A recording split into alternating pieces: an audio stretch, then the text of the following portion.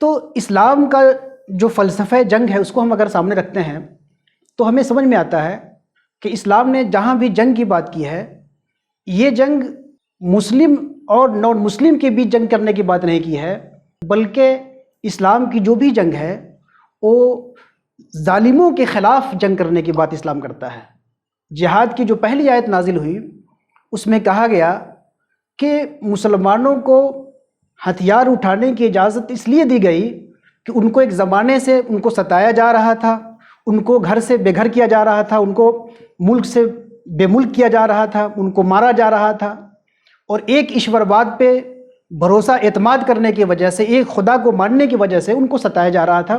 اس لیے اب ان کو پرمیشن دی جا رہی ہے کہ اب چونکہ ظلم کی انتہا ہو چکی ہے، اب انہیں بھی اجازت ہے کہ اپنی رائٹ کے لیے، اپنے حق کے لیے،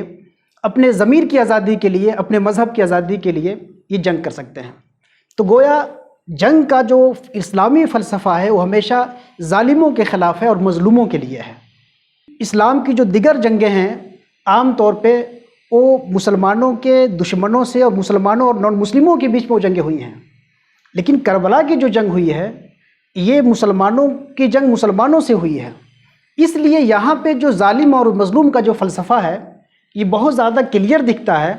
کہ کربلا میں آ کر کے جو جنگ ہو رہی ہے، یہاں پہ اسلامی جنگ کی جو روح ہے، جو اسپرٹ ہے کہ ہمیں ظالم کے خلاف لڑنا ہے، ظالم کے خلاف آواز اٹھانا ہے۔ وہ ظالم کوئی بھی ہو سکتا ہے، وہ ظالم مسلمان ہو سکتا ہے، وہ ظالم نان مسلم ہو سکتا ہے،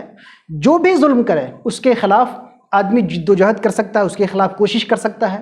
اس کے خلاف مشن چھیڑ سکتا ہے اور اس کے خلاف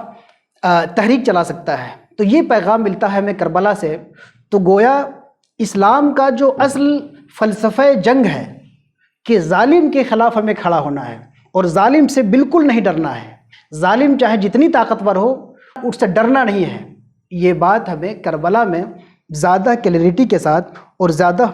وضاحت کے ساتھ یہ بات ہمیں نظر آتی ہے۔ یہی وجہ ہے کہ کربلا کو